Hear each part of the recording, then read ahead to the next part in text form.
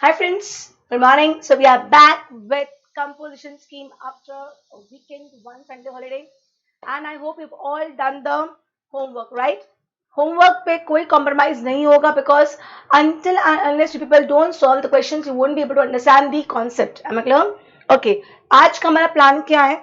आज का हमारा प्लान है composition scheme एक बार फटाफट रिवाइज करके उसके क्वेश्चन आंसर सॉल्व करना and then if time permits we'll start with a new scheme that's called as presumptive scheme. Am I clear? Okay.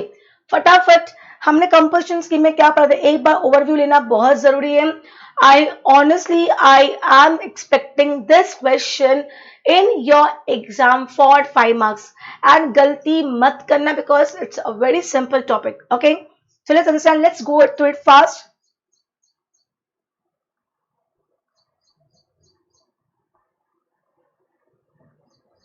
Okay, what was composition scheme? Basically, I am going very fast. It's like a एकदम जल्दी revision कराऊंगी.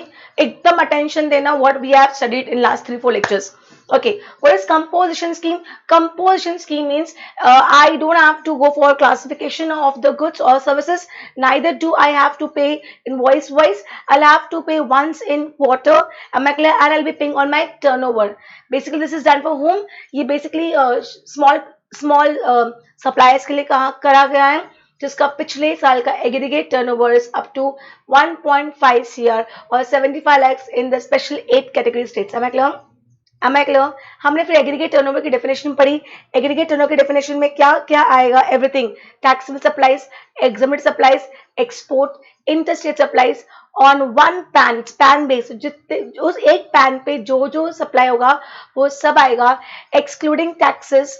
Excluding अगर आप as an RC में आपको कोई tax pay करना है. और रिमेंबर मैंने आपको लिखवाया भी है यहाँ पे कि जब एग्जाम सप्लाईज क्या करोगे ऐड करोगे उसमें आप इंटरेस्ट इनकम जो by way of deposit, by way of loans, by way of advance मिला होगा वो ऐड नहीं होगा.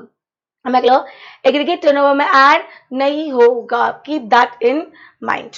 ओके, फिर मैं नेक्स्ट क्या पढ़ा था कि बॉस ये स्कीम बेसिकली किसके ऊपर है, किसके लिए एप्लीकेबल है? All goods and only restaurant service suppliers. All goods and restaurant service suppliers. But yes, इसमें अमेंडमेंट आया कि बॉस कोई और मतलब सपोज जो गुड सप्लाई कर रहा है, ये जो रेस्टोरेंट कर रहा है, उनके पास कोई और सर्विसेज है, कोई और सर्विसेज दे रहे, तो लोग बाय डिफॉल्ट क्या हो जाते हैं, स्कीम से बाहर हो जाते हैं.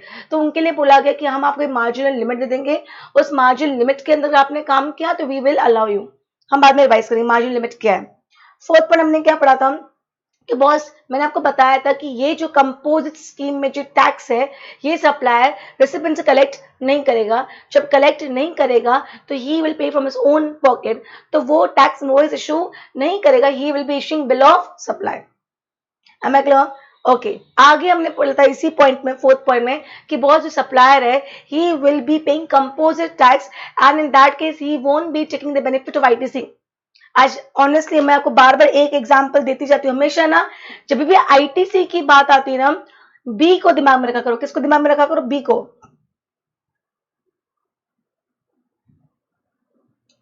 ए to B and B to सी.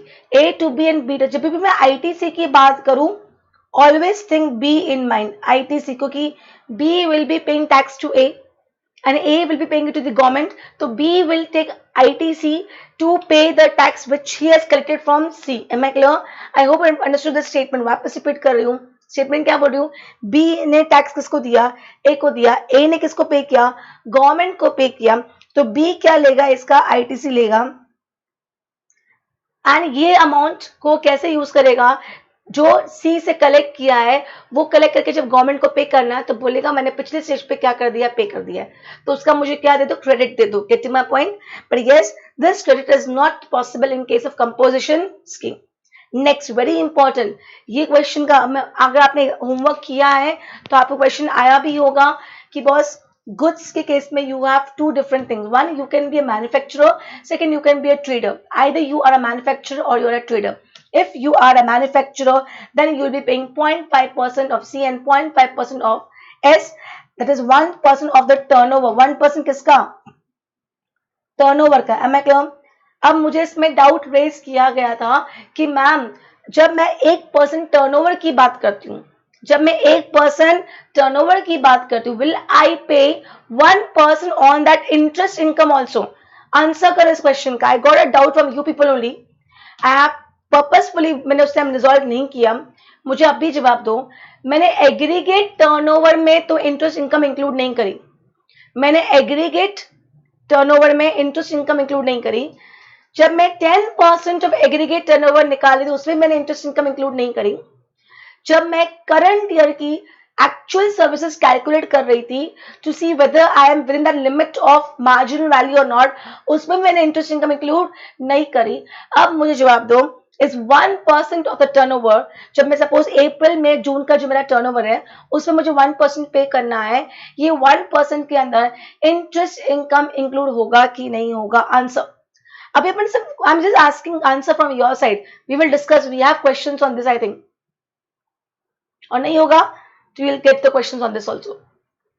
जल्दी बताओ answer. Only 1% applying. Others have not understood the question.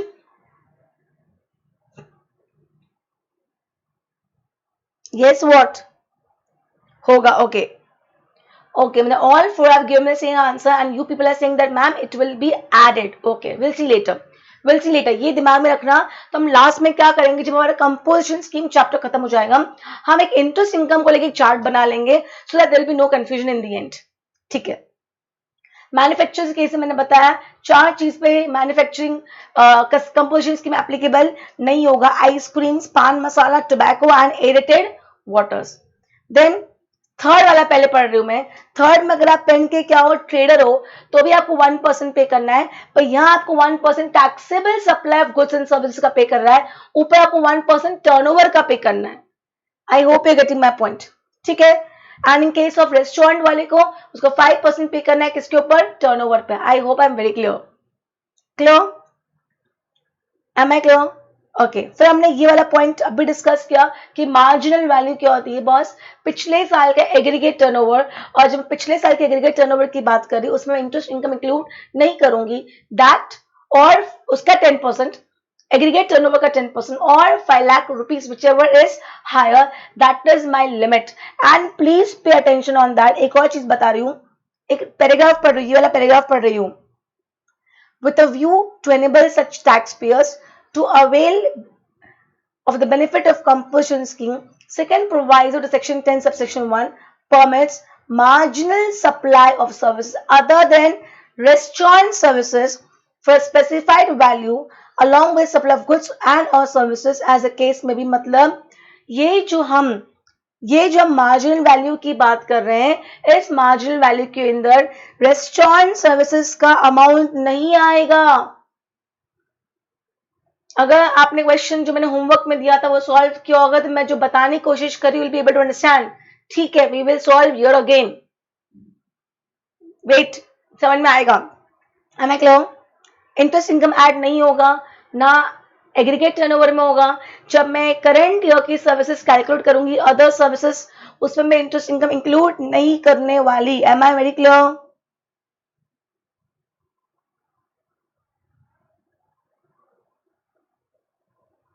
Okay.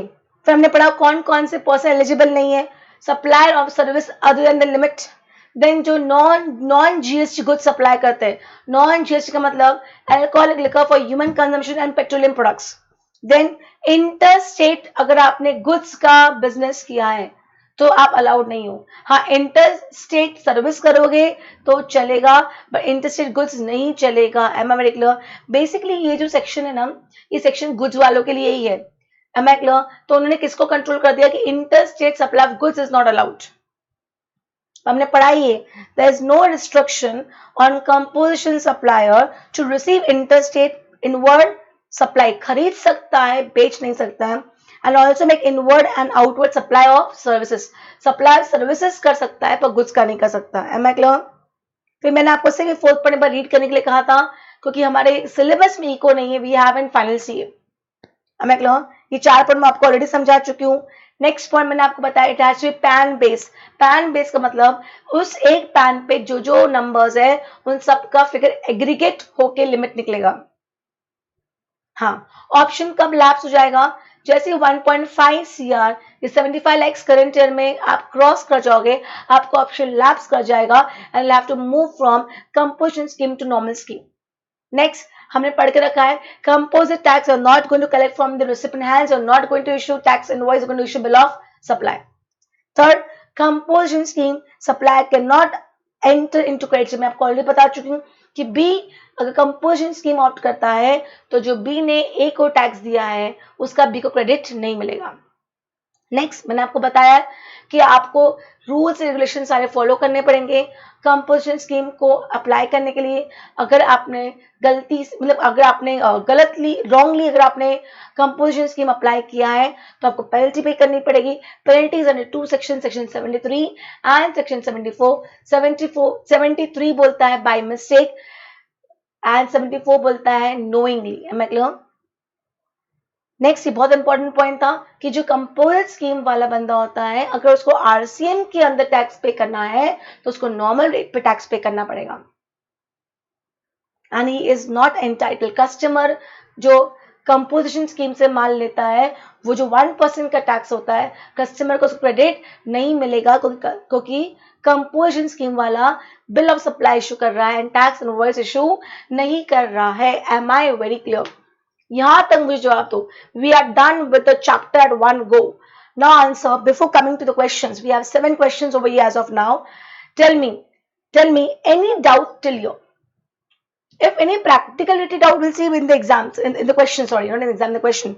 But any doubt till here?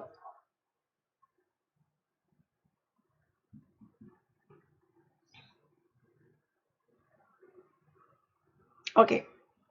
Let's start with the question. बहुत शांति से करेंगे. Now I have already shared with you people the answers also. So you can open an answer and you can along with that I have got the solution with from only I think 3 people.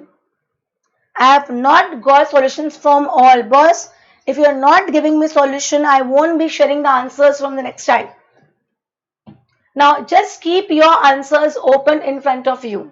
See, I'll tell you what happens. मैंने आपको पहले ही बोला है answer सही आना एक जगह important है, मैं डिनाई नहीं करती, पर उसके साथ प्रेजेंटेशन बहुत ज्यादा मैटर करता है. आंसर देखा जाए तो अगर आप मुझे ये क्वेश्चन पूछे, जब क्वेश्चन नंबर 1 अभी सॉल्व करने वाले हैं, आंसर देखा जाए तो इतना ही है. ये जो कंप्यूटेशन जो हम कर रहे हैं बस इतना ही है, यहां से लेके यहां तक. This is the answer. पर अनटिल एंड अनलेस अगर आपने जो ऊपर की मैंने ये जो प्रेजेंटेशन दिया है अगर आप ये नहीं लिखते हो that means your answer is incomplete. You will not be getting full marks. I hope you getting my point. Am I clear? Let's see the question. शांति से समझेंगे एक एक पॉइंट. जहां आपको पता है आधा काम तो क्वेश्चन रीड करते करते हो जाना चाहिए. If you read the question thoroughly while reading the question, mark important lines, important things so that while solving it वो आपको दिमाग में वापस रहेगा. क्या लिखा है? A Limited is a manufacturing concern. तो फर्स्ट थिंग दिमाग में क्या आना चाहिए कि A कौन है? मैन्युफैक्चरर है. क्यों मैं ऐसा बोल रही हूं? क्योंकि मैन्युफैक्चर के लिए 1% ऑफ टर्नओवर है. समझा? ट्रेडर के लिए 1% of taxable goods and taxable services है. तो ये आपको दिमाग में सबसे पहले ये चेक करना पड़ेगा कि अगर मैं गुड्स की बात कर रही हूं तो बंदा मैन्युफैक्चरर है कि बंदा ट्रेडर है. तो गुड्स के केस मैंने आपको बताया है. मैं पेन की कौन हूं? मैंने आपको ऑलरेडी एक एग्जाम्पल पहले देकर रखा था. It is manufacturer to distributors, to wholesalers, to retailers and to consumers. Am I clear? ये मैन्युफैक्चर है. बाकी सब तो डीलर है. बाकी सब कौन है? डीलर है. Getting my point? नॉट. खरीद के बेच. डीलर का मतलब क्या होता है? खरीद के बेचना. सिर्फ एक ही बंदा तो मैन्युफैक्चर करेगा. Am I clear? क्या लिखा है? A Limited, a manufacturing concern in Pune, in financial year 1920, total value of supplies, including inward supplies, tax under RCM is 1,52,60,000, exclusive of taxes. और उन्हें 1,52,60,000 का मैं क्या दे दिया, ब्रेकअप दे दिया। अब एक और चीज का ध्यान रखना, जब भी इसे ब्रेकअप दिया जाता है एक बार टोटल करके देख लेना कि टोटल मैच हो रहा है कि नहीं हो रहा है। अगर टोटल मैच नहीं हो रहा है इसका मतलब है there is some information which is hidden. तो 75 lakhs plus 43 lakhs plus 32 lakhs plus 2,60,000, तो यहाँ हमारा टोटल एग्जैक्टली मैच हो रहा है। ये मैं इसलिए बोल रही हूँ क्योंकि हम जब आईटीसी चैप्टर्स के क्वेश्चंस करेंगे तो आईटीसी चैप्टर के क्वेश्चन में आपका टोटल मैच नहीं होगा। आपको एक इंफॉर्मेशन खुद से समझनी पड़ेगी, वो ये इंफॉर्मेशन दी नहीं है और टोटल मैच नहीं हो रहा है, मतलब जो डिफरेंस है वो इस इंफॉर्मेशन का है। Always have an habit, just it will not take more than a minute, not even a minute time. Okay, तो इन्होंने क्या बोला है, पिछले साल का नहीं बोला है, 1920 का टर्नओवर देके रखा है 1,52,60,000, जिसमें टैक्सेस इंक्लूड नहीं है। हमेशा पहले लास्ट लाइन क्वेश्चन पढ़ लेना चाहिए। लास्ट लाइन हमसे चाहते क्या है इस क्वेश्चन में, briefly explain whether A is eligible to offer composition scheme in financial year 1920 को एक काम करो इसको 2021 कर दो, इसको 2021 कर दो, क्योंकि 1920 का टर्नओवर अगर हमको दिया है तो हमको ये पता करना है कि पिछले साल का टर्नओवर से हम नेक्स्ट ईयर में एलिजिबल है कि नहीं है। Am I clear? Am I clear? Now 1920 का टर्नओवर देकर रखा है, with this turnover will I be eligible for composition scheme in 2021। Okay, aggregate turnover निकालना है। Aggregate turnover, see now you have to understand this, आपको definition लिखनी पड़ेगी कि बॉस एग्रीगेट टर्नओवर क्या होता है। Aggregate turnover as per section 10 of CGST act बोलता है कि boss turnover means all taxable supplies excluding the value of inward supplies on which tax is payable under RCM, exempted supplies, export of goods and services, interstate on PAN base, exclude all taxes. Am I very clear? Am I very clear? और अगर by chance इस question के अंदर interest का amount होता तो वो भी हम इंक्लूड नहीं करते, आप वो भी नोट में लिखते कि हम इंक्लूड नहीं करेंगे, हमें अलग से मना किया गया है। डेफिनेशन ने मना नहीं किया है, अलग से नोटिफिकेशन ने मना किया है। हमें क्लियर? तो intra state supply 75 lakhs add होगा, yes, under forward charge. Interest is made on which are nil rate, बस निल का मतलब एग्जम्प्टेड है। मैंने आपको ऑलरेडी निल एग्जम्प्टेड की डेफिनेशन दी थी। एग्जम्प्टेड की definition, exempted supply means 3, nil exempt under section 11 and non-taxable supply and non-taxable supply, मतलब तो ये भी हमारे फिगर में ऐड होगा 42 lakhs। फिर intra state supply only exempted under section 11। Section 11 हमारा क्या है, सेक्शन 11 हमारा वो सेक्शन है जो एग्जम्प्टेड सप्लाई के बारे में बताता है।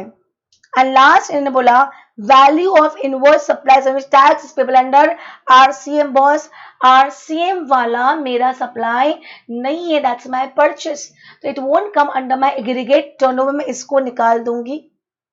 Am I clear? आपने डेफिनेशन लिखी। नेक्स्ट थिंग बॉस, हमेशा आपको ये लिखना कंपलसरी है, what are you calculating. Computation of aggregate turnover, getting my point. Particulars का कॉलम, रुपीस का कॉलम, ये बेसिक्स है, इस सब चीज के मार्क्स होते हैं। Am I clear?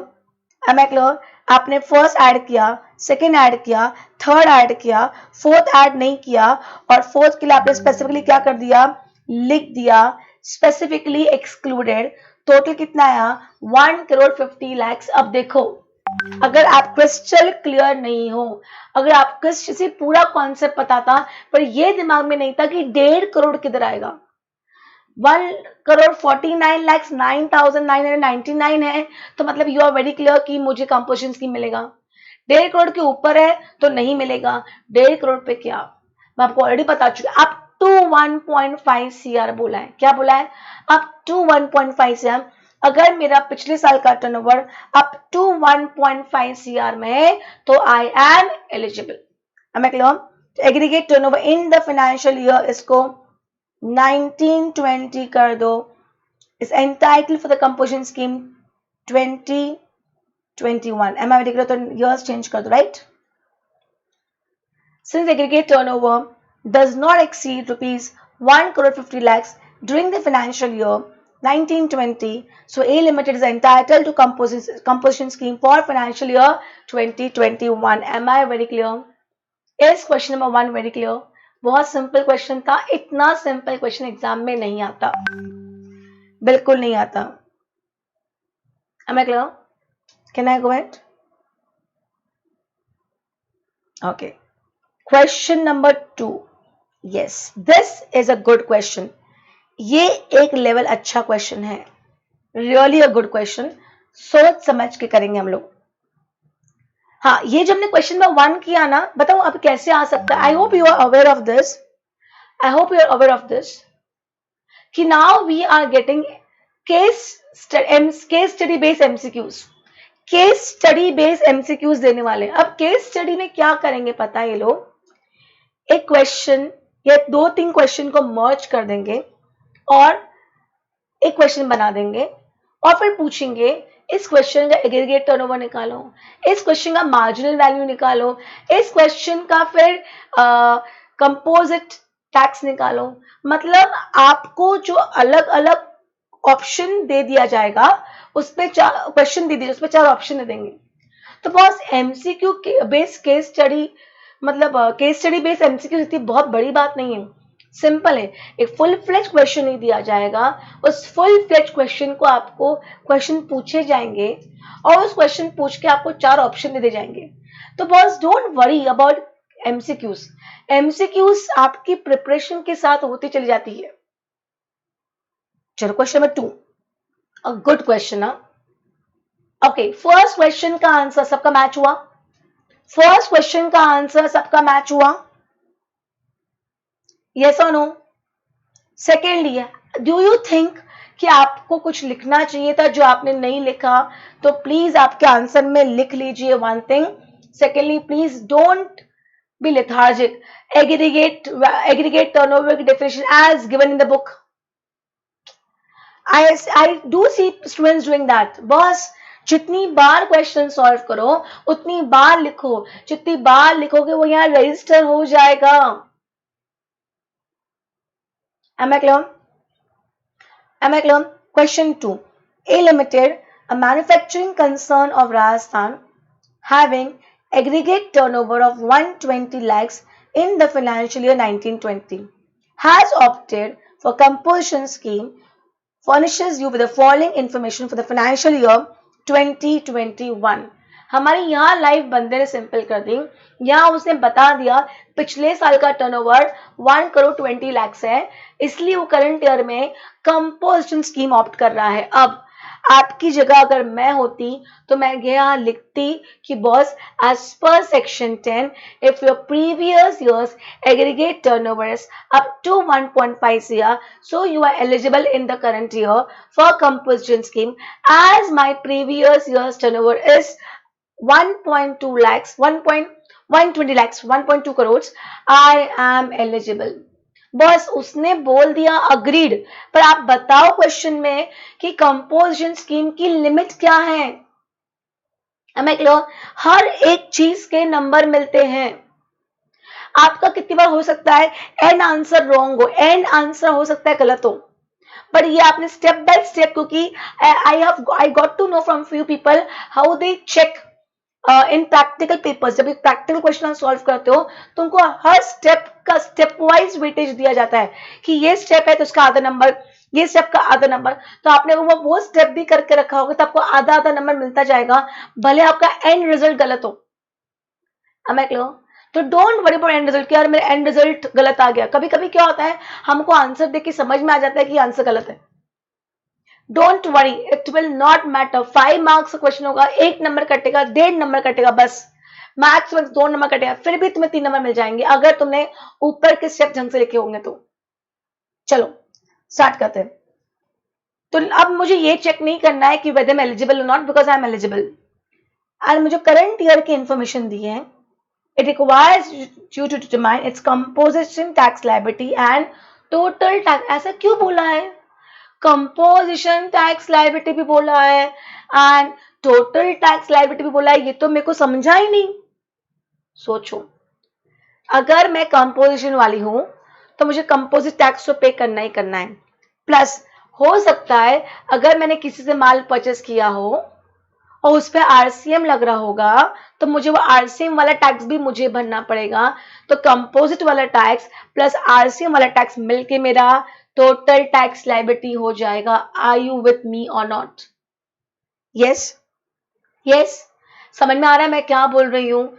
I hope you getting me what I am trying to convey over here. Yes और no? Getting my point? Really important चीज बता रही हूँ। पता है कभी कभी क्या होता है, क्वेश्चन देख के बच्चा डर जाता है। Am I clear? Okay, breakup देके रखा है, 7 पॉइंट्स का ब्रेकअप देके रखा है। ओके, मैं एक चीज मिस कर गई जो आपने मुझे बोला नहीं। मैम ए लिमिटेड क्या है? मैन्युफैक्चरिंग कंसर्न है। ओके, वापस रिपीट करती हूँ। मैंने क्या बोला? यहाँ पे क्या कैलकुलेट करने का बोला है? कंपोजिट टैक्स लायबिलिटी कैलकुलेट करने का बोला है and total tax liability calculate करने का बोला है। What do mean by this?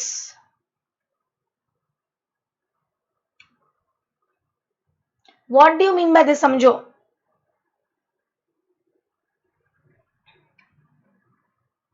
A to B, B to C, ए कौन है? कंपोजिशन सप्लायर है। ए कौन है? कंपोजिशन सप्लायर है। अब मैं क्लियर? तो सॉरी ए नहीं, सॉरी बी कौन है? कंपोजिशन सप्लायर है। और बी किसको माल देगा? सी को माल देगा। और क्या रेट लगाएगा? कंपोजिट रेट लगाएगा। सपोज 1% और 5% एज अ केस में भी। तो ये 1% का टैक्स बी के लिए क्या है? कंपोजिट टैक्स है। सेकेंड हो सकता है बी ने ए से माल परचेस किया और इन दोनों के बीच में क्या लग रहा है? आरसीएम लग रहा है। इन दोनों के बीच में क्या लग रहा है? आरसीएम लग रहा है। तो उस पे टैक्स किसको पे करना है? बी को पे करना है। तो बी को एक और टैक्स पे करना है under RCM. Boss, composite tax बी गवर्नमेंट को पे करेगा, आरसीएम भी बी ही गवर्नमेंट को पे करेगा। यहां कोई डाउट नहीं होना चाहिए। कंपोजिट टैक्स बी ही गवर्नमेंट को पे करेगा, आरसीएम ही बी ही गवर्नमेंट को पे करेगा। ये दोनों मिला के this is B's total tax liability. Am I clear? ये दोनों मिला के क्या है? Total tax liability. I hope you are getting my point. कोई confusion now? Can I go and? Okay, now आगे क्या बोला लास्ट में? Also determine the tax liability if A is a trader. मतलब यहां पे हमें बोला है दो आंसर दो। अगर ए मैन्युफैक्चर है तो क्या आंसर है? ए ट्रेडर है तो क्या आंसर है? मैम क्या डिफरेंस होगा? मैन्युफैक्चरर के लिए भी 1% है, ट्रेडर के लिए भी 1% है। डिफरेंस है, मैन्युफैक्चर के लिए 1% ऑफ टर्नओवर है, एंड ट्रेडर के लिए 1% of taxable supplies of goods and services है। Am I clear? तो now what need to be done? पहले हमेशा boss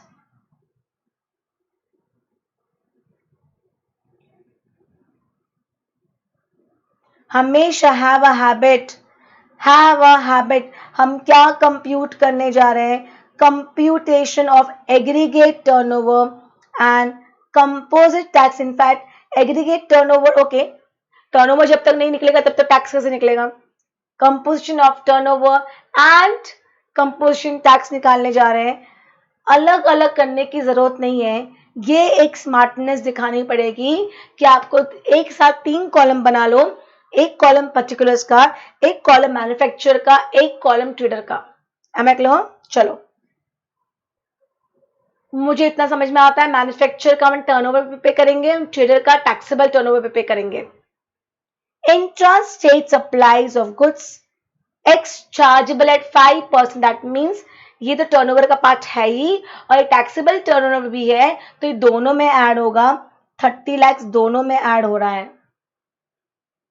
second, intra state supplies made which is chargeable at nil rate, nil is exempted, तो ये सिर्फ manufacture के case में add होगा, ट्रेडर के केस में ऐड नहीं होगा।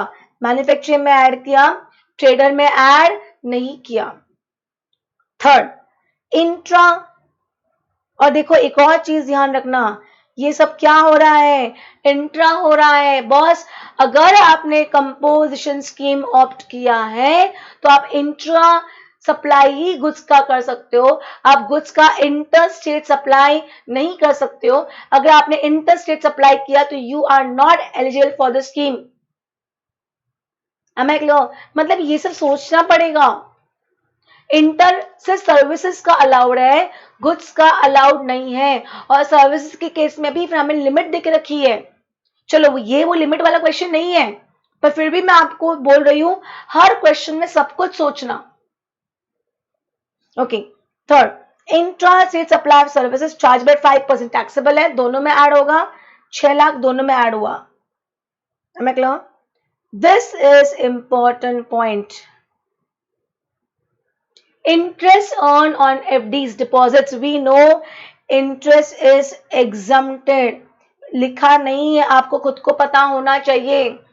Interest is exempted, तो interest exempted है, but that's a part of my turnover, तो मैन्युफैक्चर के केस में ऐड होगा, मैन्युफैक्चर के केस में ऐड होगा। I think now the student who asked me the doubt is clear. Am I clear? But trader के case में add नहीं होगा। Am I very clear? Because I am going to pay tax on turnover over here. Fifth, intra state supplies which are exempt under section 11, 2,40,000, again it is exempted है under 11, तो this will be added in manufacture but not in trader. Okay, 6th point, value of inverse supplies on which tax is payable under RCM. Boss ये मेरा turnover ही नहीं है, ये मेरा purchase है जिसपे मुझे आरसीएम लग रहा है, इसलिए मुझे टैक्स पे करना पड़ रहा है। That mean this is neither माई, मतलब मैन्युफैक्चर का टर्नओवर भी नहीं है, एज वेल ट्रेडर का भी टर्नओवर नहीं है, तो ये 5 लाख ऐड नहीं होगा। और प्लीज दिमाग में रखना कि ये जो माल मैंने, मतलब ये जो माल परचेस किया है उस पे रेट क्या देके रखा है? 5% देके रखा है। इस पे आप अपना कंपोजिट रेट 1% नहीं लगाओगे। जो भी गुड्स आपने अंडर आरसीएम परचेस किया है उस गुड्स पे जो भी रेट देके रखा होगा, you have to apply the same rate, you can not apply the composite rate. Am I very clear? Am I very clear? कोई प्रॉब्लम?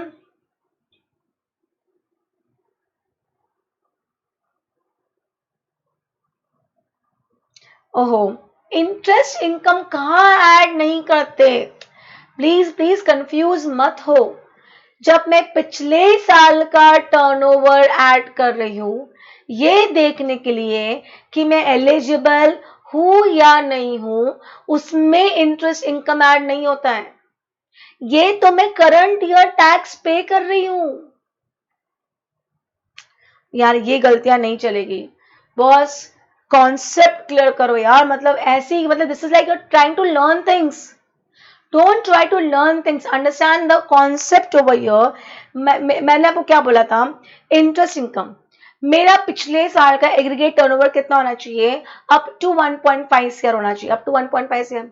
अब अप टू 1.5 सीआर के अंदर अगर मैं इंटरेस्ट इनकम ऐड कर दूंगी तो हो सकता है बिकॉज ऑफ इंटरेस्ट इनकम मेरा एग्रीगेट टर्नओवर 1.5 सीआर से एक्सीड कर जाएगा, and then I will be ineligible in the current year to opt composition scheme. इसलिए उन्होंने बोला कि नहीं, पिछले साल की एग्रीगेट टर्नओवर में ऐड मत करो, उसके कारण इनएलिजिबल होना is not fair. First. Second, जब मैं करंट ईयर में सर्विसेज की मार्जिनल वैल्यू देखने जा रही हूँ, तो मार्जिनल वैल्यू के लिए हमको फॉर्मूला क्या देकर रखा है, 10% of previous years aggregate turnover of 5 lakh rupees whichever is higher.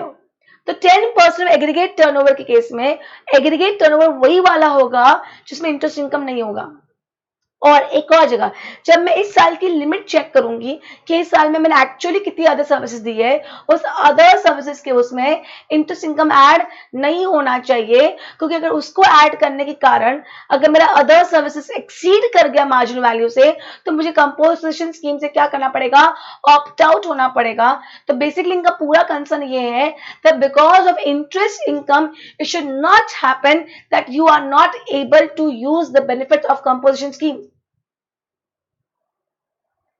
I hope you getting my point. इनका पूरा इंटेंशन यही है कि because of interest income it should not happen that you are not able to take the benefit of composition levies scheme. ऐसा नहीं होना चाहिए, इसलिए पिछले साल के टर्नओवर में से हटाने को बोल दिया, इसलिए इस साल के एक्चुअल सर्विसेज में भी ऐड करने से हटाने को बोल दिया, हटा दो।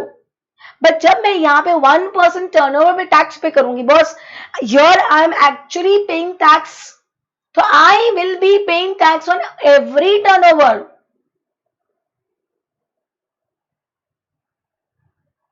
हाँ, ऐसा आना चाहिए because I'm getting angry. It's okay. Even if I get angry, do ask. Boss, again I'm telling you people, it's okay. I always tell my students, teachers at times get angry. At times students may start fooling you people. अरे यार क्या doubt है? It's okay. यहाँ जितनी बार पूछना है पूछो, कोई इशू नहीं है। थोड़ा बहुत टीचर्स का गुस्सा तो सहन करना पड़ेगा ना, no doubt, no problem. Okay, आगे बढ़ू।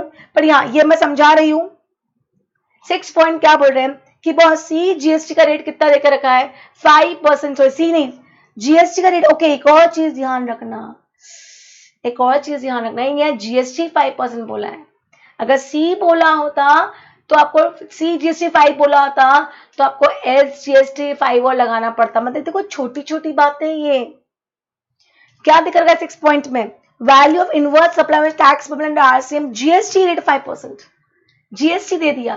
तो I am assuming over here कि अगर जीएसटी दे के रखा है मतलब it is both C plus S, it is both C plus S. Getting my point और not? Am I very clear? Am I very clear? Getting my point? तो अगर सिर्फ सी बोला होता तो आपको सी प्लस एस दोनों निकालना पड़ता। लास्ट इंटरेस्ट, तो ये दोनों में ऐड नहीं होगा क्योंकि दोनों का टर्नओवर नहीं है। And last interest rate supply of goods, why chargeable at 18%, तो ये तो चार्जेबल है तो दोनों में ऐड होगा 30 लाख, राइट। तो मेरा एग्रीगेट टर्नओवर करंट ईयर का कितना आया, इन केस ऑफ मैन्युफैक्चर आया 94,40,000, इन केस ऑफ ट्रेडर कितना आया 66 लाख, बिकॉज ट्रेडर के केस में टैक्सेबल वाला पोर्शन है, मैन्युफैक्चर के केस में टर्नओवर टोटल है, दोनों में 1% लेंगे तो मेरा टोटल कंपोजिट टैक्स कितना आया, इन case of manufacturer 94,400, in case of trader 66,000। And see this, मैंने यहाँ पे क्या लिखा है, कंपोजिट टैक्स ए। अब आरसीएम के अंदर भी मुझे ही पे करना पड़ेगा क्योंकि आरसीएम लग रहा है, तो आरसीएम के अंदर 5 लाख का 5% एंड 5% कम्स टू 25,000 ईच, तो ये आया बी, टोटल टैक्स लायबिलिटी ए प्लस बी। ये हवा, समझा कि नहीं समझा? प्रेजेंटेशन का बहुत बड़ा खेल है। आधा क्वेश्चन तो आपका सही तभी हो जाएगा when you have right presentation. अब आगे समझना। ओके, एक और चीज देखने लायक थी, नहीं देखने लायक थी, गलती है हमारी। मुझे बताओ क्या ये बंदा करंट ईयर में सर्विसेज दे रहा है? क्योंकि ये तो गुड्स है, ये तो गुड्स है, ये तो गुड्स है, मैन्युफैक्चर है। तो पहला पॉइंट भी गुड्स का है, सेकेंड पॉइंट भी गुड्स का है, थर्ड पॉइंट सर्विसेज का है, फोर्थ पॉइंट सर्विसेज का है, fifth point interest rate supplies which are wholly exempted. ये एक बार चेक करते, कंफ्यूज करके रखा है, इसको हमें देखना नहीं है। 7 भी गुड्स का है, राइट। मतलब ये बंदा करंट ईयर में गुड्स के साथ सर्विसेज भी दे रहा है। ये बंदा करंट ईयर में गुड्स के साथ सर्विसेज भी दे रहा है और सर्विसेज वो रेस्टोरेंट वाली सर्विसेज नहीं है, तो हमें चेक करना पड़ेगा कि boss whether he is with in the eligible limit और नॉट। तो पिछले साल का टर्नओवर कितना है, 1,20,00,000, इसका 10% मतलब 12 lakhs और 5% whichever is higher is 12 lakhs, और ये मेरा इंट्रा है 6 लाख, इंटरेस्ट अर्न इज 8 लाख। तो 6 + 8 कितना होता है, 14 होता है। वेट वेट है बेटा, 6 + 8 कितना होता है, 14 होता है। और मुझे सिर्फ 5th पॉइंट चेक कर लेने दो।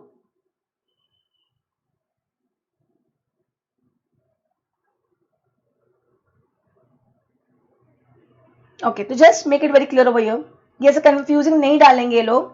यहाँ पे लिख दो intrastate supplies of goods. 5th point में लिख दो intrastate supply of goods.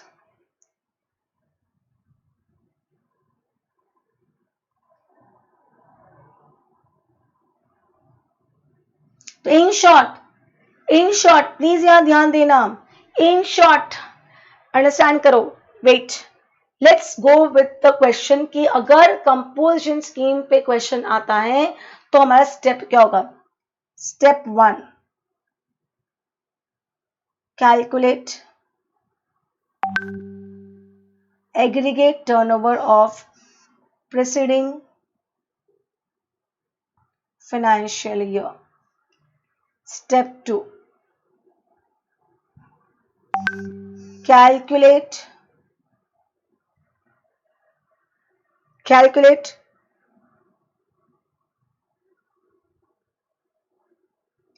I'll come to that point. Calculate marginal limit of services. Step 3, check whether your current year services is within limit. And then step 4, calculate turnover plus ये लिखो, ये 4 step आपको इसी step के order में आपका ये chapter का क्वेश्चन करना पड़ेगा। कॉपी करो। I come to that point, don't worry, I come to that point.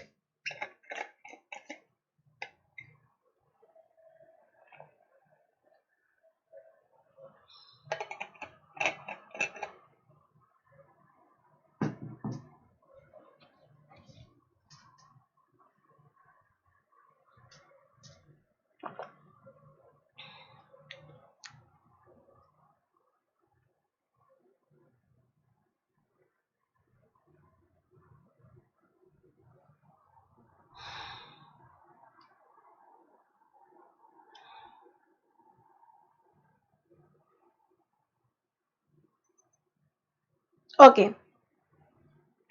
आप समझना, क्वेश्चन पे आओ। थोड़ा सा रब कर देती हूँ तो एटलीस्ट मैं यही लिख दूंगी।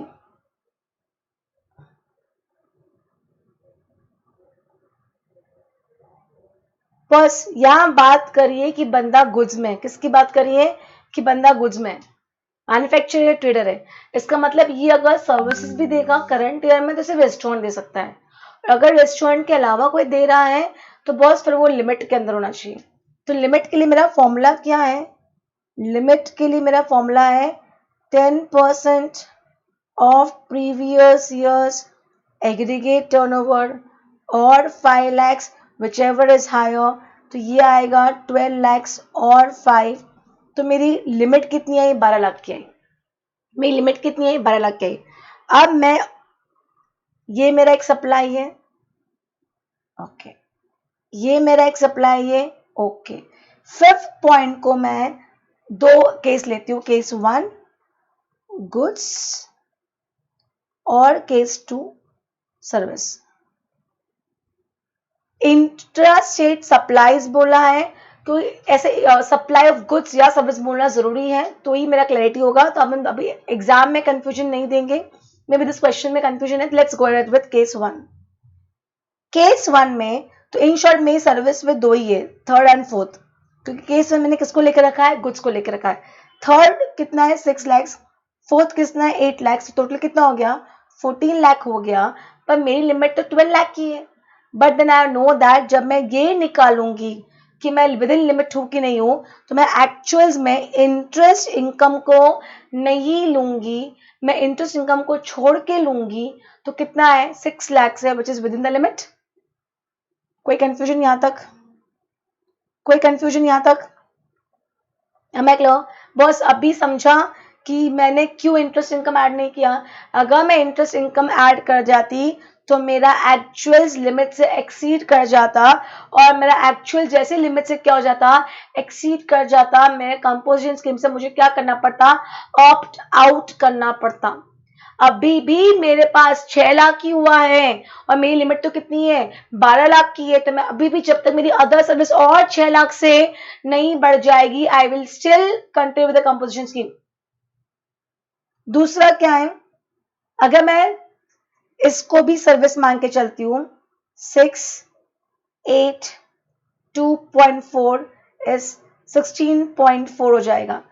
पर अगेन उसमें ये 8 इंक्लूड नहीं होगा, उसमें ये 8 इंक्लूड नहीं होगा। तो 6 प्लस 2.4 कितना हो जाएगा 8.4 ही रहेगा। कितना रहेगा 8.4 ही रहेगा। Still I am within the limit.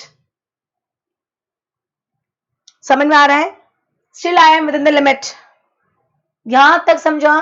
तो अगर मैं बोल रही हूं ये वाला स्टेप 1, ये मुझे क्वेश्चन में करके दिया है 120 लाख, तो ये मुझे निकालने की जरूरत नहीं है। स्टेप 2 मैंने निकाल लिया 20 लाख। स्टेप 2 मैंने निकाल लिया, सॉरी 12 लाख। स्टेप 2 मैंने कितना निकाला 12 lakh. Step 3, yes I am within the limit, yes I am within the limit. And then if this 3 यहां जाके अगर सब कुछ सही है तो फिर मैं ये निकालने जाऊंगी। I hope with me, getting my point. फिर मैंने ये सब कैलकुलेशन किया। अगर मेरा ये वाला वर्किंग नोट नंबर 1 क्या है, वर्किंग नोट नंबर 1 लिमिट की बात करें 12 लाख की लिमिट निकली और एक्चुअल कितना लिया 6 लाख लिया, 1 विद इन द लिमिट हूं। अगर मेरा स्टेप 3 तक सब कुछ सही चल रहा है तो ही स्टेप 4 जाएगा, तो स्टेप 4 नहीं आएगा। आई hope you getting me boss. कोई कंफ्यूजन है? अच्छा क्वेश्चन था, mark second question important. This is one type of question, मतलब इस लेवल का क्वेश्चन आपके एग्जाम में 100% आ सकता है। कोई कंफ्यूजन? सेकंड को इंपॉर्टेंट मार्क कर रखो एग्जाम के लिए। डन? आगे बढ़ू थर्ड क्वेश्चन पे। ओके, थर्ड क्वेश्चन पक्का ना? सेकंड क्वेश्चन क्लियर है ना बॉस? सेकंड को इंपॉर्टेंट मार्क करके रखो।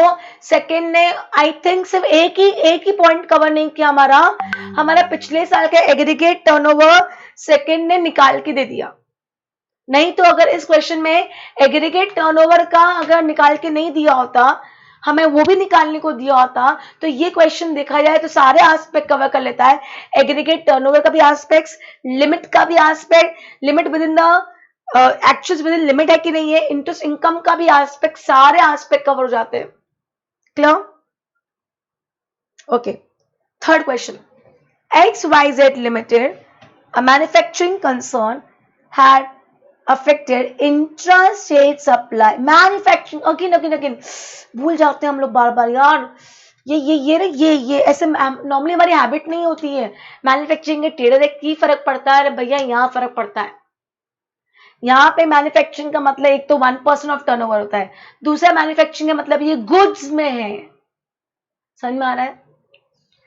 Manufacturing concern has affected intrastate taxable supplies of rupees 20 lakhs and interstate घंटी बजी, खत्म कहानी, आप एलिजिबल ही नहीं हो in the financial year 2021। Intra किया 20 लाख का, इंटर किया 25 लाख का। The company wants to opt for composition scheme under section 10। Company को उसी साल, जिस साल उसने इंट्रा किया और जिस साल उसने इंटर किया, उसी साल कंपोजिशन स्कीम ऑप्ट करना। समझना, पिछले साल आपने इंटर किया है, मुझे कोई प्रॉब्लम नहीं था। अगर आपने पिछले साल इंटर किया होता तो मैंने आपको पिछले साल कंपोजिशन स्कीम नहीं दिया था। मैं तो करंट ईयर की बात कर रही हूँ। पिछले साल कुछ भी किया, it does not matter to me. जिस साल आप कंपोजिशन स्कीम क्या करने जा रहे हो, ऑप्ट करने जा रहे हो, उस साल आपको inter state supply of goods नहीं करना है। Am I clear? The company wants to opt for composition scheme under section 10 as GST advisor.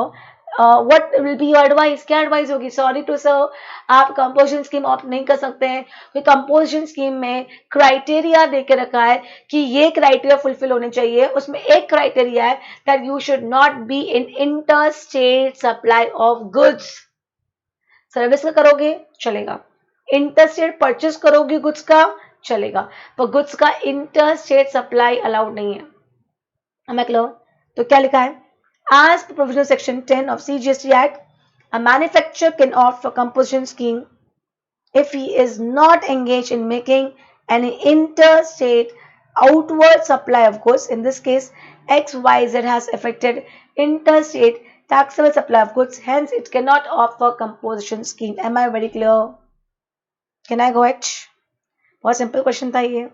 हाँ, now question 4, a really good question, important question है, फाइनल्स का क्वेश्चन है, finals का really good question, पर मैंने पर्पसफुली डाला है, purposefully डाला है। ओके, मुझे बताओ अभी तक 3 क्वेश्चन किए हमने, 3, first second third, first and second किसके आंसर्स मैच हुए? फर्स्ट का आंसर मैच हुआ ही होगा, सेकंड का किसका आंसर मैच हुआ? किसका आंसर मैच हुआ सेकंड में?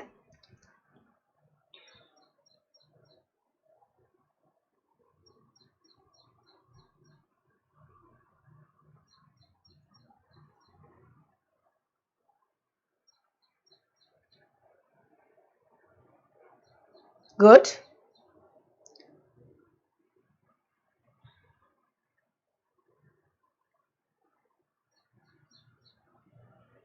why others not replying?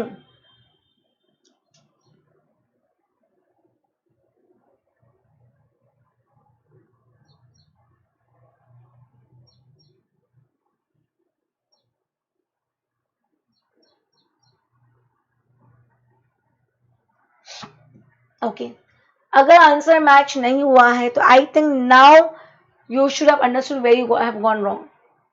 इसलिए पर्पसफुली मैंने आंसर्स नहीं दिए, पहले आंसर दे दो ना, तो बच्चा क्या करता है, सीधे आंसर पे जंप मार देता है। Am I clear? But I hope now you are very clear. Am I clear? Am I clear? I think now you are very clear. Okay, चलो fourth question. Mister A a retailer, retailer का मतलब होता है dealer,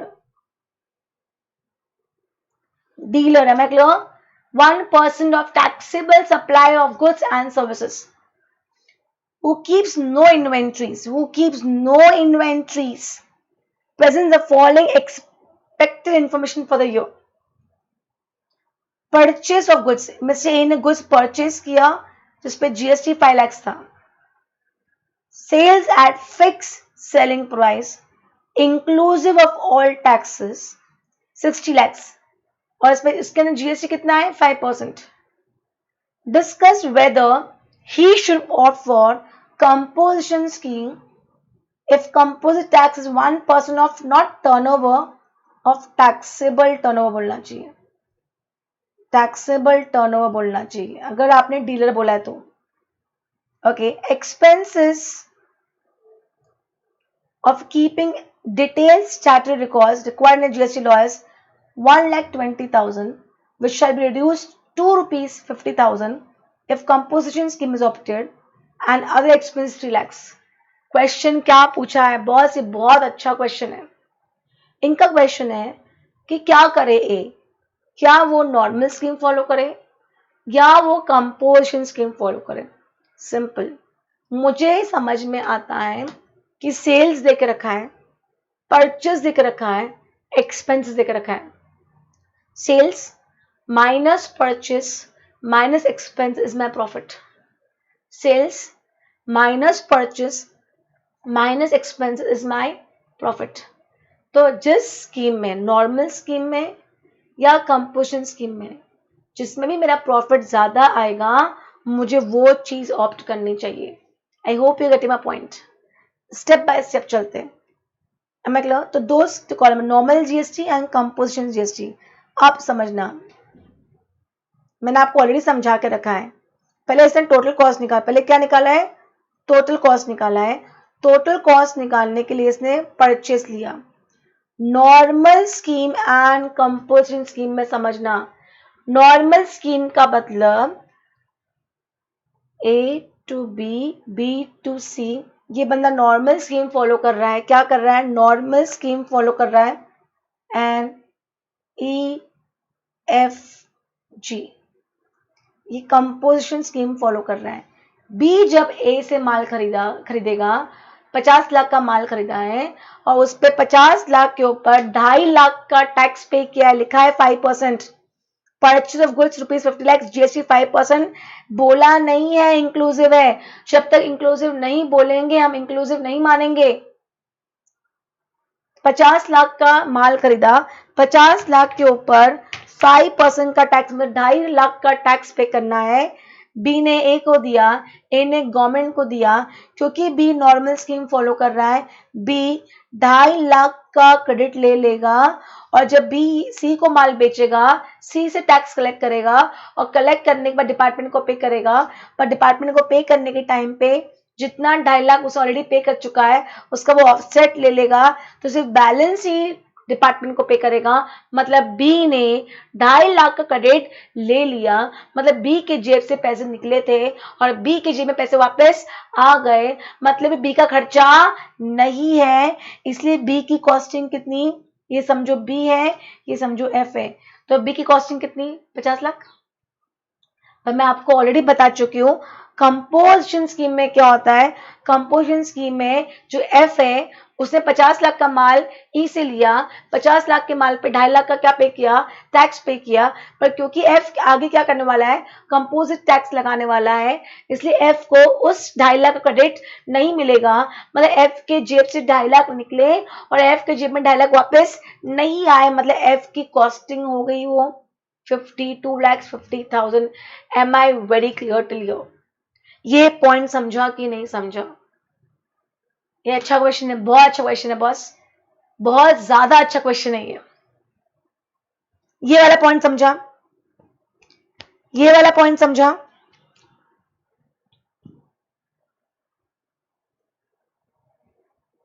okay, all B boss, okay ठीक है, all replied. अब एक खर्चा, दूसरा खर्चा क्या दिया, बुक्स का। अगर आप नॉर्मल टैक्स पे हो जाओ तो आपका खर्चा 120 आएगा। अगर आपने composition scheme shall be reduce ₹2, देखो एक होता है ₹2 50,000 और एक होता है ₹50,000। 2 का मतलब है सीधे 50 हो गया और 22 का मतलब है एक 20 में से 50,000 क्या कर दो, कम कर दो, 70 होता है। बस लैंग्वेज पढ़ना। अगर मैं नॉर्मल टैक्स पेयर हूं तो मुझे हर इनवॉइस पे टैक्स पे करना पड़ेगा, तो मुझे हर टाइम GST1 GSTR 3B सब फाइल करना पड़ेगा। तो मेरा पेपर, मेरा रिकॉर्ड्स बहुत ज्यादा हो जाएगा, तो मेरा खर्चा आएगा 1,20,000 का। पर अगर मैं कंपोजिशन स्कीम फॉलो करूंगी तो माई एक्सपेंस विल रिड्यूस ₹250,000, डायरेक्टली 50 हो जाएगा। और अगर ऐसा लिखा होता विल रिड्यूस बाय ₹50,000, मतलब 50,000 से कम होगा, मतलब एक 20 है और अगर 50,000 से कम होगा 70 रह जाएगा। तो टू एंड बाय में डिफरेंस समझना, इंग्लिश है सिर्फ। तो यहाँ इसका खर्चा 1,20,000, इसका खर्चा 50,000 और नॉर्मल एक्सपेंस दोनों की 3-3 लाख इंडिफरेंट। तो नॉर्मल स्कीम में आपका खर्चा है 54,20,000 एंड कंपोजिशन स्कीम में आपका खर्चा है 56 लाख रुपीज। यहां तक कोई डाउट? इस total cost very clear? Total costing में कोई कंफ्यूजन है? बस अगर आंसर गलत आया तो भी इशू नहीं है, हम यहाँ समझने के लिए बैठे हैं। टोटल कॉस्टिंग में कोई भी इशू आया? इस टोटल कॉस्ट वेरी क्लियर? इस total cost very clear? Okay, आगे कॉस्टिंग निकल गई है, अब सेल्स निकालते हैं। अब वेरी इंपॉर्टेंट पॉइंट, 60 लाख का क्या बोला है सेल्स के लिए, क्या बोला है sales at fix selling price, fix selling price, मैं सेल एक ही भाव में करती हूँ। Am I clear? और ये सेल क्या है, ये जो 60 लाख है इंक्लूसिव ऑफ ऑल टैक्सेस है, समझना, आप समझना। और जीएसटी कितना है, 5% देख रखा, समझना समझना समझना समझना समझना समझना। बॉस ये 60 लाख और ये भी 60 लाख, यस विथ मी। अब नॉर्मल स्कीम में मैंने 5% है और कंपोजिशन स्कीम में 1% है। नॉर्मल स्कीम में 5% है, कंपोजिशन स्कीम में 1% है। और एक और चीज ध्यान रखना, 1 मिनट, सेल्स मेरा 60 लाख का है। सेल्स में नॉर्मल स्कीम में मैं टैक्स किससे कलेक्ट करती हूँ, रेसिपेंट से, बट कंपोजिशन स्कीम में मैं सेल पे जो टैक्स होता है वो रेसिपेंट से कलेक्ट नहीं करती हूँ। अब अगली बात समझना, मतलब ये वाला जो पॉइंट है 60 लैक्स इंक्लूसिव ऑल टैक्सेस है, तो यहाँ पे मैंने 5% रेसिपेंट से लिया होगा। मतलब ये वाला कितना पार्ट है, दिस इज 105%, तो 5% कितना होगा, 285,714। समझाऊंगी वापस, डोंट वरी, मैं भी वापस समझाऊंगी, let me just rub this, समझना। नॉर्मल स्कीम में I collect tax from recipient, composite scheme में I will pay from my own pocket, I would not be collecting from recipient. तो when I will not be collect from recipient, इसके अंदर tax का figure होगा ही नहीं। समझा यहाँ तक, ये पॉइंट समझा मैं जो समझा रही हूँ, ये वाला पॉइंट समझा। नॉर्मल स्कीम में आज सपोज मैं नॉर्मल टैक्स सप्लायर हूँ, तो मैंने जो भी सेल्स किया होगा उसमें मैंने टैक्स ऐड किया होगा, मैंने आपसे कलेक्ट किया होगा, तो ये 60 लाख में टैक्स इंक्लूडेड है, जो नॉर्मल स्कीम की बात कर रहे हैं। पर कंपोजिशन स्कीम में मैं टैक्स कलेक्ट करती ही नहीं हूं। कंपोजिट स्कीम में मैं टैक्स कलेक्ट करती हुई नहीं रेसिपेंट्स, तो इसमें टैक्स का एलिमेंट होगा ही नहीं। अग्रीड और नॉट अग्रीड, अग्रीड और नॉट, ये अग्री किया कि नहीं किया, have you agree to this point?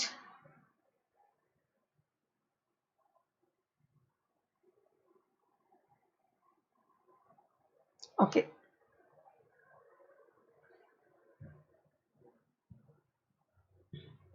Okay, तो फिर ये जो नॉर्मल स्कीम में क्या होगा, नॉर्मल स्कीम में जो 60 लाख है इसमें टैक्स ऑलरेडी एडेड है, तो कितना हुआ, 105% हुआ, तो 5% कितना, तो मेरा टैक्स आया 285,704। क्योंकि बॉस मुझे तो मेरी सेल्स प्राइस चाहिए ना, 60 लाख मेरा सेल्स नहीं है, 60 लाख में टैक्स भी इंक्लूडेड है, तो मुझे तो मेरा एक्चुअल सेल्स चाहिए ना, वो टैक्स वाला पोर्शन मेरा प्रॉफिट थोड़ी है। ये देखना, यहां 60 लाख में टैक्स इंक्लूडेड नहीं है, अग्रीड। तो इस 60 लाख पे 1% तो मुझे मेरे जेब से पे करना है कि नहीं पे करना है, इस 60 लाख में 1% तो मेरे जेब से मुझे पे करना है कि नहीं करना है, तो ये 60 लाख में टैक्स का एलिमेंट नहीं है, तो सीधे सीधे 60 लाख का 1% निकालेंगे 60,000। समझा, मैंने क्यों इसको 101 नहीं किया, यहाँ पे 101 नहीं आएगा, क्योंकि ये 101 इसलिए नहीं है क्योंकि 60 लाख में 1% एडेड नहीं है, 60 लाख में कोई भी टैक्स का एलिमेंट है ही नहीं।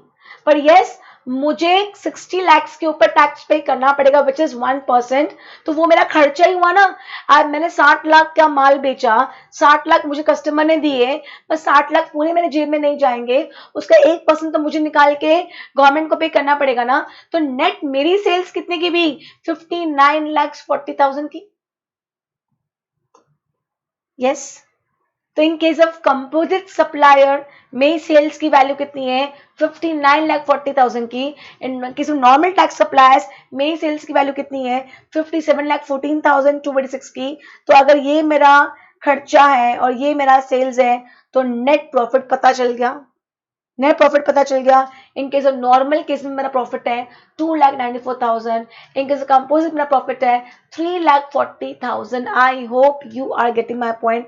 तो मुझे क्या करना चाहिए, मुझे कंपोजिशन स्कीम ऑप्ट करना चाहिए। Am I very clear, am I very clear? समझा यहाँ तक? बहुत इंपॉर्टेंट चीज है ये, क्वेश्चन समझा? कहीं जो डाउट है पूछो मुझसे, any doubt ask me right now, कि ये पॉइंट क्यों किया मैम, ऐसा क्यों किया, ask your doubts, ask. Okay, please explain one more time why we have not divided by 101. Boss मुझे बताओ, simple tell me, first answer this question. जब मैं नहीं लाइक वीडियो नॉर्मल वाली बात नहीं आती, अंडरस्टैंड करो. आज अगर मैं आपको माल बेच रही हूँ और मैं कौन हूँ, कंपोजिट सप्लायर हूँ, मैंने आपको 60 लाख में माल दिया, क्या ये 60 लाख के अंदर मैं आपसे टैक्स लूंगी कि नहीं लूंगी? कंपोजिशन सप्लायर टैक्स कलेक्ट नहीं करता है. और एक लाइन देखो, यहां पे एक लाइन देकर रखी है, फिक्स सेलिंग प्राइस. मेरी सेलिंग प्राइस फिक्स रहेगी इरिस्पेक्टिव ऑफ द फैक्ट कि मैं टैक्स कलेक्ट करूं या टैक्स कलेक्ट नहीं करूं, इरिस्पेक्टिव ऑफ द फैक्ट कि मैं टैक्स कलेक्ट करूं कि टैक्स कलेक्ट नहीं करूं.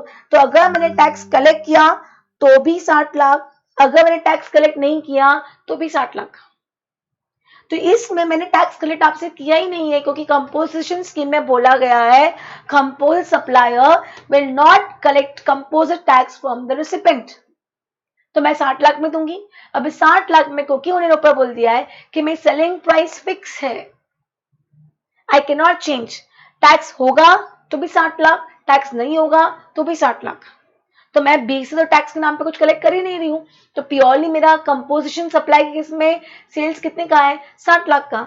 बट क्योंकि मुझे तो मेरे जेब से 1% पे करना पड़ेगा ना, तो मेरा नेट सेल्स कितने का आया, 59,40,000 का.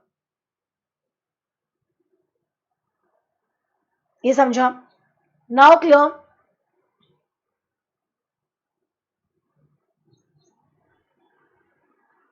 Now is your doubt clear? Was ask. Please, any other doubt, do ask.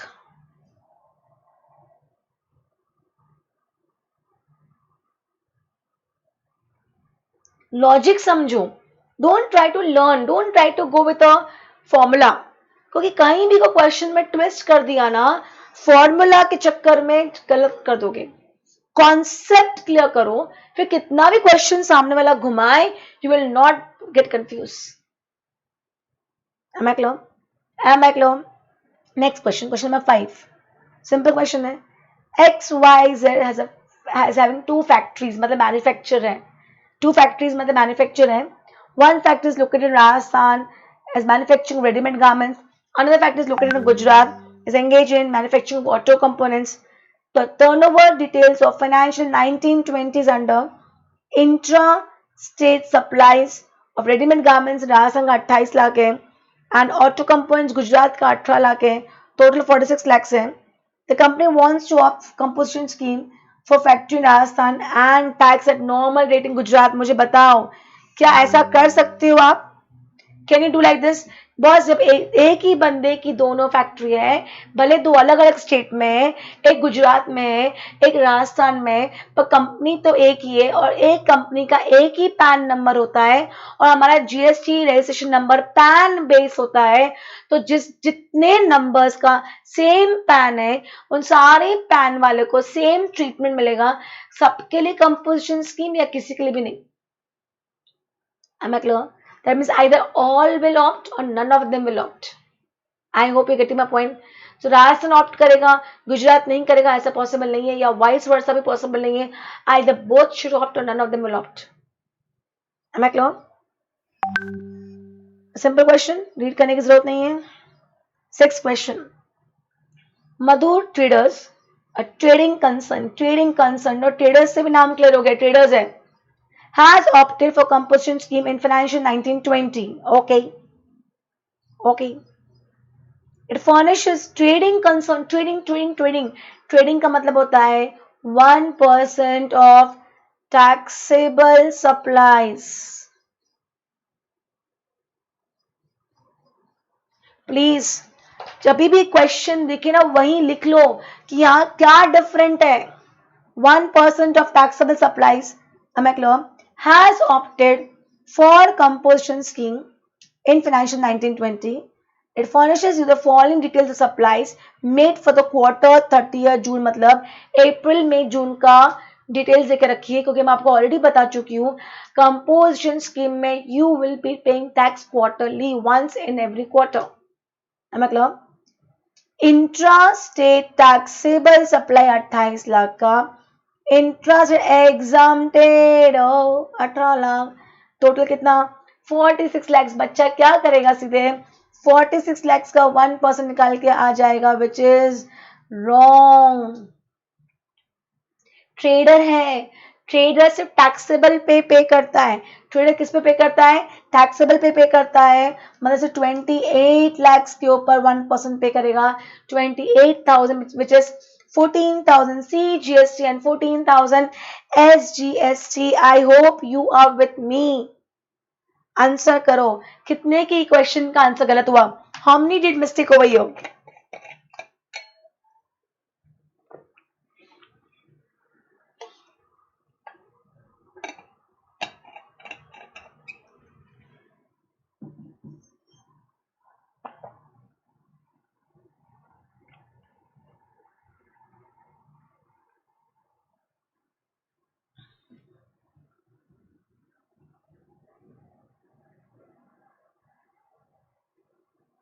One more answer. क्या बात है, सबकी सही जवाब है, मतलब ढंग से पढ़ रहे हो, very good. I think this is the last question. No, 2 more questions are left, not 2, only 1 is left, क्योंकि 8 और 9 तो दूसरे टॉपिक का है। ठीक है, लास्ट क्वेश्चन क्या है यहाँ पे? S traders is engage in trading of goods with in the state of Maharashtra. Okay, traders है, गुड्स में, विद इन महाराष्ट्र में चलेगा। In the president financial year it has a turnover of 140 lakhs from trading of goods. Further, it also earned a bank interest 20 lakhs from the fixed deposit. S wishes to opt for composition scheme in the current year. Current year में composition scheme opt करने के लिए पिछले साल का turnover देखा जाता है, और पिछले साल का turnover should be up to 150 lakhs. We should not include interest income. Interest income नहीं होगा, तो 140 एंड 20 देखा जाए तो 160 होता है। 140 एंड 20 देखा जाए तो 160 होता है, पर हम इंटरेस्ट इनकम ऐड नहीं करेंगे। तो अगर सिर्फ 140 लेंगे तो हमारा एलिजिबल है। क्या लिखा है? You are required to advise as traders on the same. Is he eligible? Yes, he is eligible. Would your answer be different if S traders is also engaged in supply of farm labors and turnover from the said activity is 14 lakhs? देखो, 2 question दे दिए। अगर सिर्फ 120 सिर्फ 140 sorry 140 plus 20 बोला होता तो 160 हो जाता, पर माइनस 20 है इसलिए 140 हम एलिजिबल। पर एक और चीज बोल दी, 140 plus 20 plus 14 which comes to 170 140 174। इसमें अगर 20 भी मैं हटा देती हूँ तो कितना हो जाएगा? 154। I am not eligible. Boss, farm labour और कोई भी टर्नओवर होगा, कोई भी सप्लाई फार्म लेबर, मतलब मेरा बिजनेस क्या है, मैं फार्मिंग के लिए लेबर देती हूँ और इसके लिए मैं पैसा लेती हूँ, कमीशन लेती हूँ। एक तरह से वो भी मैं सर्विस दे रही हूँ, वो भी मैं एक सर्विस दे रही हूँ। Gate my point? तो एक्सेप्ट ओनली वन मतलब ओनली वन, सिर्फ इंटरेस्ट इनकम को इंक्लूड नहीं करेंगे, बाकी सबको इंक्लूड करेंगे। तो जैसे मैंने फार्म लेबर वाला 14 लाख क्या किया, ऐड किया, मेरी लिमिट क्या हो गई? एक्सीड हो गई। मेरी लिमिट क्या हो गई? एक्सीड हो गई। Now I am not eligible. I hope I am very clear. I hope I am very clear. See boss, आपको मैं ये नहीं समझा सकती कि 150 में क्या ऐड करना है, मैं आपको ये समझा सकती हूँ कि 150 में क्या ऐड नहीं करना है। इंटरेस्ट इनकम को छोड़ के सब ऐड करना है। तो मैं आप 1000 की लिस्ट देने से अच्छा है एक याद करो जो ऐड नहीं करना है, ऑटोमेटिकली बाकी सब ऐड करना है। Am I clear? Am I clear? मैं सब सपोज आपको बोलूं कि मेरा 140 का एक इनकम है और मेरा घर मैंने किराए पे दिया है, रेसिडेंशियल प्रॉपर्टी है, रेसिडेंशियल पर्पस है। अब आपको मालूम है residential property, residential purpose, suppose मेरे को वहां से 14 लाख रुपए साल का रेंट आता है, मुझे वहां पे सपोज 14 लाख रुपए साल का रेंट आता है, तो आपको तो मालूम है कि ये एग्जम्प्टेड है। Residential property given for residential purpose exempted. तो मैं आपको ऐसी थोड़ी लिस्ट याद करवा सकती हूँ कि क्या क्या ऐड होगा, क्या ऐड नहीं होगा। सिर्फ इंटरेस्ट इनकम अगर आपको है तो ऐड नहीं होगी। अगर आपने किसी को लोन्स दिया है, एडवांस दिया है, डिपॉजिट दिया है, उसके लिए अगर आपको क्या मिला है, इंटरेस्ट इनकम मिला है, तो ऐड नहीं होगा। Rest everything should be added. Learn only one thing, what is not going to be added, automatically you will be able to answer, all will be added. Am I clear? Am I clear? Is this very clear? यहाँ तक कोई problem? पक्का? Sure? That means अभी wait, we have one more question, अपन बाद में देखते हैं। But this we are done with what, हमने कंपोजिशन स्कीम का पूरा एक कॉन्सेप्ट समझा, ओवरव्यू लिया, और हमने ऑलमोस्ट 7 क्वेश्चन सॉल्व किए हैं। Am I clear? Am I clear? Sure. We'll take a break over here and we'll start for 5 minutes. Okay?